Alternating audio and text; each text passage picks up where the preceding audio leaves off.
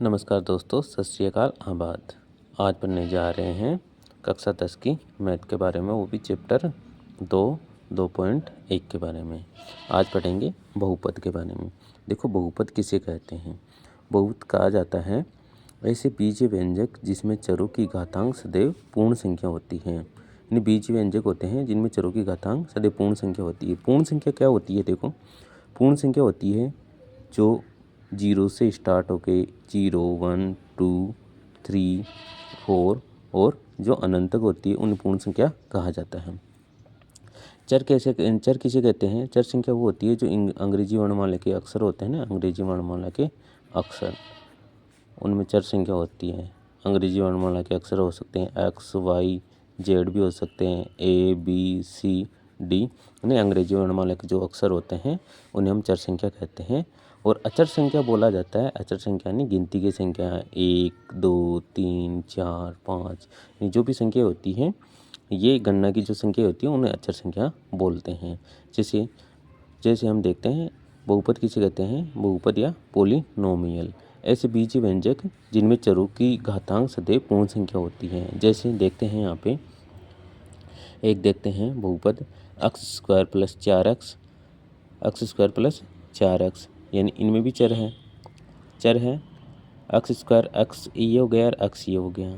फिर दूसरा बहुपद है x³ + 2y + 4, 1 - 2x, 1/4x + 1, 4 + √x, a² b² + 5ab + 7, 2a³ 3 + 3ab + b² या x³ + xy + z²। ये क्या होते हैं? ये बहुपद होते हैं।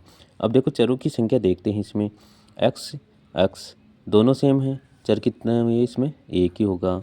अब इसमें x और y कितने चर हैं? अंग्रेजी वर्णमाला के कितने अक्षर हैं? 2। तो चरों की संख्या कितनी होगी? 2 हो गई। अब इसमें देखते हैं x एक ही है तो चर की संख्या कितनी होगी? 1 हो गई। इसमें देखते हैं, इसमें भी 1 है। अब आगे देखते हैं, इसमें रूट वाली संख्या होती है तो इसमें 0 माना जाता है। देखो, इसमें भी मुख्यतः माइनस में आता है, लेकिन चर को मुख्यतः ऐसे 0 ही मानते हैं या माइनस में माना जाता है। इसमें चर देखते हैं एक a हो गया, b हो गया और इसमें भी a b है। यानी चर इसमें 2 ही है, 1 और b 2 हैं। इसमें देखते हैं, इसमें a है, इसमें भी a b है, यानी a b 2 चर हैं। इसमें देखते हैं x भी है, इसमें x y और z है, तीनों है x y और z। कितने संख्या हो गई चरों की? 3 हो गई। अब घातांक देखते हैं। अब देखो, x² + 4x, यानी हमने क्या कहा था कि बहुपद किसे कहते हैं? ऐसे बीजीय व्यंजक जिसमें चरों की घातांक पूर्ण संख्या हो। अब 2 है, 2 एक पूर्ण संख्या है। इसमें x², x³ है, इसमें की घातांक पूर्ण संख्या है। अब इधर देख लो, यहाँ देख लो, x की घात इसमें ऊपर नहीं लगा हुआ है तो ऐसा का 1 ही मानते हैं, तो ये भी पूर्ण संख्या है। यानी लगभग चरों की घातांक सदैव पूर्ण संख्या होती है, ऐसे बहुपद माना जाता है। ठीक है। अब घात देखते हैं तो इसमें अधिकतम घात कितनी है? x की घात 2 है अधिकतम। x की घात कितनी है? अधिकतम 2 है। इसमें देखते हैं y की घात 1 ही है, जबकि x की घात कितनी है? 3 है अधिकतम। इसमें देखते हैं x की घात कुछ ही नहीं है तो ये 1 माना जाता है, तो इसकी घात होगी 1। ऐसे को माना जाता है, इसमें -1 माना जाता है। इसको ऊपर लेंगे तो -1 आ जाता है। इसकी 0 ही मानते हैं। अब आगे देखते हैं, a की घात 2, b की घात 2 और 5ab है, यानी a और b की दोनों की घात है, तो अधिकतम घात इसमें 2 ही मानते हैं। वैसे अधिकतम घात इसकी 4 भी हो गई। और अधिकतम घात कितनी होगी इसकी? इसमें देखते हैं 2a³ + 3ab + b²। ठीक है। तो इसमें a की घात अधिकतम कितनी होगी? अधिकतम हो गई इसमें 3। अब देखते हैं x की घात क्यूब और x y z², यानी z की घात 2 ही है, जबकि x की घात कितनी है? अधिकतम 3 है। तो इसमें हमने देख लिया, पहले चर की संख्या देख ली कितनी है चर की संख्या, फिर हमने घात देख ली, जिसे डिग्री भी बोला जाता है। चरों की संख्या को बोलते हैं नंबर ऑफ वेरिएबल, और बहुपद की घातांक को बोलते हैं डिग्री ऑफ पोलिनोमियल्स। अब देखते हैं बहुपद के प्रकार। बहुपद के प्रकार में देखते हैं रेखिक बहुपद। रेखिक बहुपद किसी को कहते हैं? जिनमें वह बहुपद जिसमें चर की घातांक 1 होती है। चर की घातांक कितनी होती है? 1 होती है। उन्हें हम रेखीय बहुपद बोलते हैं। जैसे a+1 हो गया, जैसे 2 + x हो गया, जैसे z हो गया, जैसे और x हो गया। ये मुख्य इनकी घातांक कितनी है? 1 ही है। 1 ही है, इसलिए इससे ऐसे बहुपद को हम बोलते हैं रेखिक बहुपद। रेखिक बहुपद किसे बोला जाता है? जिनमें चरों की घातांक अधिकतम कितनी होती है? 1 होती है। जिसमें a में 1 हो गया, 2 + x में 1 हो गई, z में भी 1 होगी, x में भी 1 होगी। तो ऐसे बहुपद जिनमें चरों की घातांक 1 होती है उन्हें रेखिक बहुपद बोला जाता है। अब देखो द्विघात बहुपद या क्वाड्रेट पोलिनोमियल, जिसमें ऐसे बहुपद जिसमें चरों की घातांक कितनी होती है? अधिकतम 2 होती है। चरों की घातांक अधिकतम कितनी होती है? 2 होती है। उन्हें हम द्विघात बहुपद बोलते हैं। जैसे हम देखते हैं 2x² + 1 हो गया, या हम ऐसे भी बोल सकते हैं 5 + a² हो गया, ऐसे भी बोला जा सकता है। या ऐसे बोल सकते हैं 3z² - 2। ये क्या है? ये बहुपद है जिसकी अधिकतम घात कितनी आ रही है? जैसे 2x² की कितनी आ रही है? 2 आ रही है। और इसमें 5 + a² की घात कितनी आ रही है? 2 आ रही है। और z² की अधिकतम घात कितनी आ रही है? 3 आ रही है। अब देखते हैं त्रिघात बहुपद। त्रिघात बहुपद किसे बोला जाता है? जिनमें वह बहुपद जिन्हें चरों की घातांक कितनी होती है? अधिकतम 3 होती है। नाम से ही पता चलता है कि इसकी घात कितनी आनी चाहिए? 3। त्रिघात यानी 3, यानी चरों की घातांक कितनी होनी चाहिए? 3। ऐसे बहुपद को त्रिघात बहुपद बोलते हैं। जैसे हम देखते हैं a³ + 2b² + 10। इसमें अधिकतम घात कितनी है? अधिकतम घात कितनी आ रही है? 3 आ रही है। एक दूसरा देखते हैं, जैसे 3x³ + 2xy - 7। इसमें अधिकतम बहुपद की घात कितनी आ रही है? 3। तो ऐसे बहुपद को हम बोलते हैं त्रिघात बहुपद। रेखिक बहुपद जिसमें चरों की घातांक कितनी होती है? 1 होती है। द्विघात बहुपद जिसमें चरों की घातांक कितनी होती है? अधिकतम 2 होती है। त्रिघात बहुपद जिसमें चरों की घातांक कितनी होती है? अधिकतम होती है 3। ऐसे बहुपद को त्रिघात बहुपद कहते हैं। अब बहुपद के बाद में आगे देखते हैं। देखो शून्यांक किसे कहते हैं या जीरोज किसे कहा जाता है? वह चर संख्या जिसका मान बहुपद में रखने पर वह शून्य के बराबर हो जाए उसे शून्यांक कहते हैं। जैसे ये है, एक एग्जाम्पल है 4 - 2x।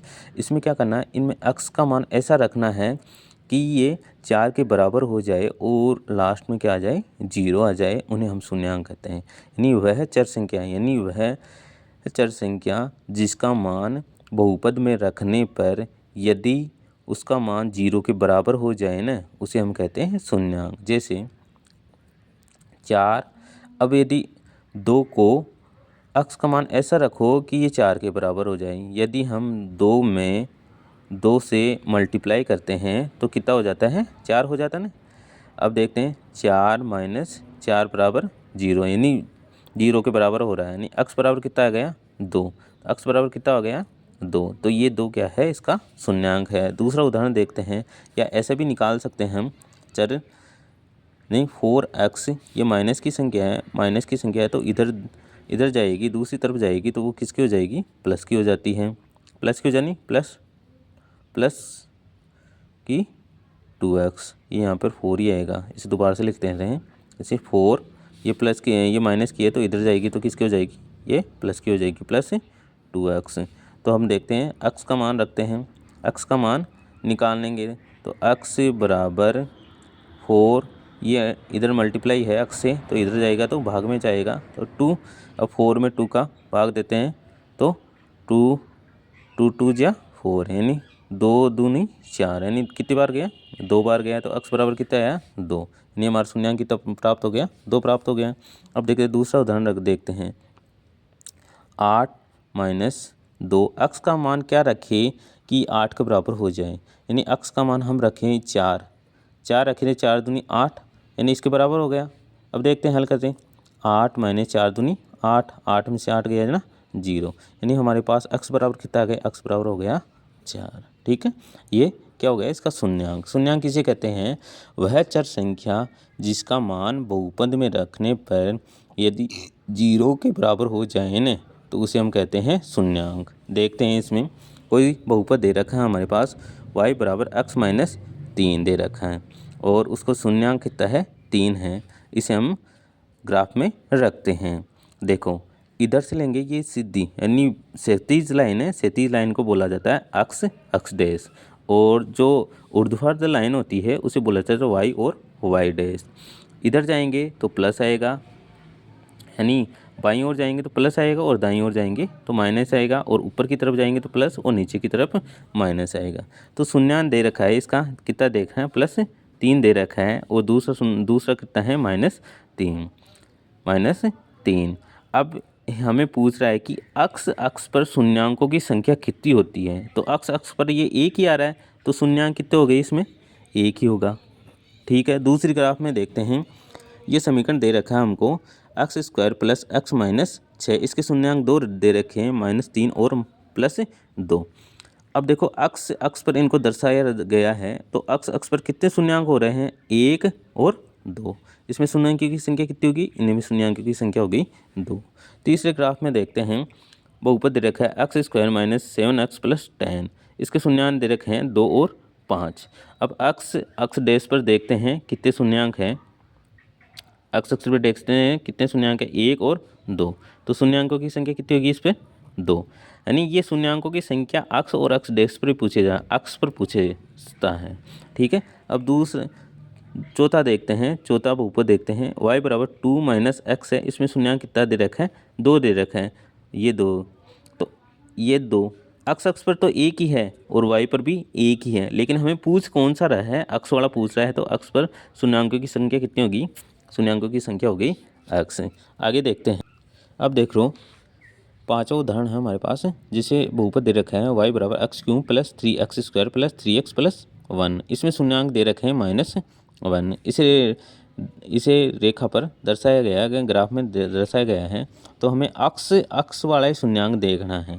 अक्ष अक्ष वाला शून्यांक पूछ रहा है, लेकिन टोटल पूछता है तो 2 बताते, लेकिन अक्ष अक्ष वाला शून्यांक पूछता है तो हमें कितना शून्यांक बताना है, अक्ष वाला बताना है। ये अक्ष पर कितना है 1, इसमें भी शून्यांक 1 हो यहाँ। अब 6 उदाहरण है, 6 वाला उदाहरण है, इसमें देखते हैं बहुपद में y बराबर x³ + 3x² - 5x - 6, इसमें शून्यांकों की संख्या कितनी होती है -3 -1 और 2। ठीक है, अब देखते हैं अक्ष अक्ष पर इनको दर्शाया गया है कितने शून्यांक हैं। अक्ष अक्ष पर देखना है 1 2 और 3, इनमें शून्यांकों की संख्या कितनी होगी 3 हो गई। ठीक है, ऐसे हल करते हैं, आगे प्रश्नमाली को हल करेंगे।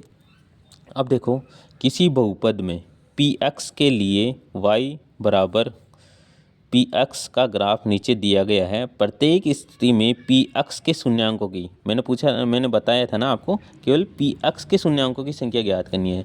तो px इस पर ये ग्राफ दे रखा है आपको, इस ग्राफ में शून्यांकों की संख्या देखते हैं। तो अक्ष पर कोई है क्या, अक्ष पर शून्यांक नहीं है ना, यहाँ ऊपर दे रखा है, ये तो y पर है, तो अक्ष पर इसमें शून्यांकों की संख्या कितनी होगी, इसमें शून्यांकों की संख्या होगी 0। शून्यांकों की संख्या कितनी होती है, इसमें 0 है। इसमें देखते हैं तो इसमें देखो ये y पर टच हो रहा है 1, ये y पर टच हो रहा है ना 1 y पर, इसको नहीं गिनेंगे। ये अक्ष पर हो रहा है तो अक्ष पर शून्यांकों की संख्या कितनी है, इसमें शून्यांकों की संख्या कितनी आएगी, इसमें आएगी 1। ठीक है, तीसरे में देखते हैं।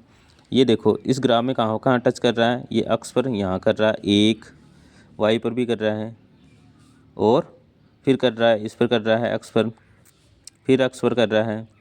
y वालों को नहीं गिनना है, केवल अक्ष अक्ष वालों को ही गिनना है। तो अक्ष पर कितने हो गए 1 2 और 3, इसमें शून्यांकों की संख्या कितनी होगी, शून्यांकों की संख्या होगी इसमें 3। चौथे एग्जाम्पल में देखते हैं। चौथा एग्जाम्पल में ग्राफ पर दे रखा है, इसमें शून्यांकों की संख्या कितनी होगी अक्ष अक्ष डैश पे, तो 1 और 2, 1 और 2, शून्यांकों की संख्या कितनी होगी, इसमें 2 हो गई, शून्यांकों की संख्या है इसमें 2 हो गई। अब देखते हैं पाँचवें एग्जाम्पल में देखते हैं। पाँचवें एग्जाम्पल पे अक्ष अक्ष पर कितने शून्यांक हैं, 1 2 3 और 4। हमें केवल अक्ष अक्ष वाले ही देखने हैं, वाई वाले नहीं देखने आपको। तो अक्ष अक्ष की सीधी लाइन है, क्षैतिज रेखा है, इसी पे देखना आपको 1 2 3 और 4, शून्यांकों की संख्या कितनी होगी, इसमें 4 हो गई। आगे देखते हैं, इस ग्राफ में देखते हैं, छठे वाले ग्राफ में देखते हैं, इसमें शून्यांकों की संख्या कितनी है, किस पे देखना है, एक्स अक्ष पे ही देखना है। इसमें होगी 1, ये 2 हो गई, ये 3 हो गई। इसमें कितने हैं, 3 ही है, 1 2 और 3। तो इसमें शून्यांकों की संख्या कितनी होगी, इसमें शून्यांकों की संख्या 3 होगी। ठीक है। और यदि वीडियो पसंद आए तो लाइक और सब्सक्राइब करना। धन्यवाद।